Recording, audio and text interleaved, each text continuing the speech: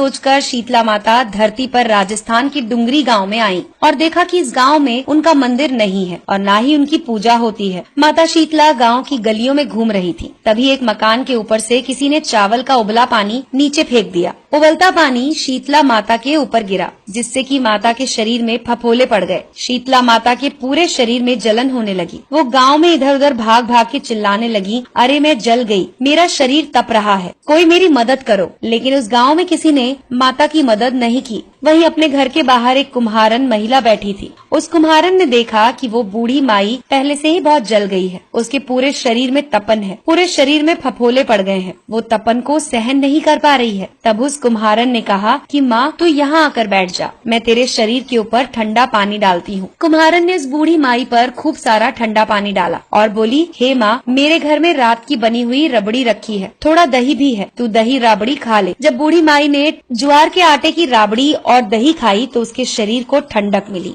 तब उस कुम्हारन ने कहा, माँ बैठ, तेरे सिर के बाल बिखर गए हैं, ला मैं तेरी चोटी बना देती हूँ। कुम्हारन माई की चोटी गूंथने के लिए कंघी से बालों में करती रही। अचानक कुम्हारन की नजर बूढ़ी माई के सिर के पीछे पड़ी तो कुम्हारन ने देखा कि एक आंख बालों के अंदर छुपी हुई है। ये देखकर वो कुम्हारन डर के मारे भागने लगी। तब उस बूढ़ी माई ने कहा कि रुक जा बेटी, तू डर मत, मैं भूत प्रेत नहीं हूँ, मैं शीतला देवी हूँ। मैं तो इस धरती पर देखने आई थी कि कौन मुझे मानता है, कौन मेरी पूजा करता है। इतना कहकर माता ने अपने हीरे जवाहरात के आभूषण पहने हुए, सिर पर स्वर्ण मुकुट धारण किया हुआ अपना असली रूप उसको दिखाया। माता के दर्शन कर कुम्हारन सोचने लगी कि अब मैं गरीब, इस माता को कहाँ बिठाऊं। तब माता बोली, हे बेटी, तू किस सोच में पड़ गई है। तब उस कुम्हारन ने हाथ जोड़कर आंखों में आंसू बहते हुए कहा, हे माँ, मेरे घर में तो चारों तरफ दरिद्रता है, मैं आपको कहाँ बिठाऊं। मेरे घर में ना तो चौकी है ना ही आसन। तब शीतला माता प्रसन्न होकर उस कुम्हारन के घर पर खड़े हुए एक गधे पर बैठ गयी और हाथ में झाड़ू, दूसरे हाथ में डलिया लेकर उस कुम्हारन के घर की दरिद्रता को झाड़कर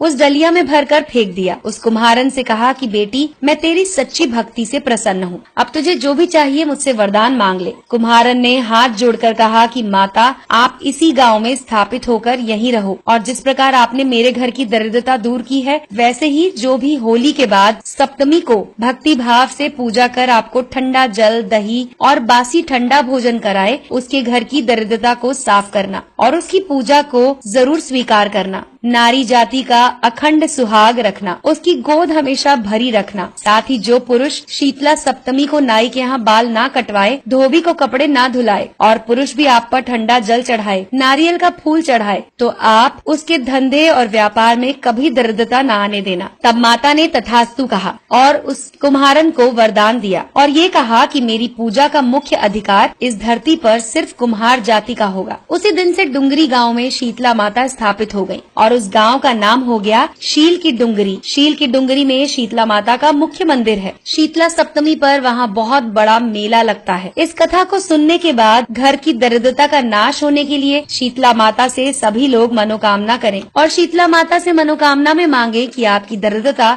दूर हो जाए। दोस्तों, अगर आपको ये कहानी पसंद आई हो तो इसे लाइक करें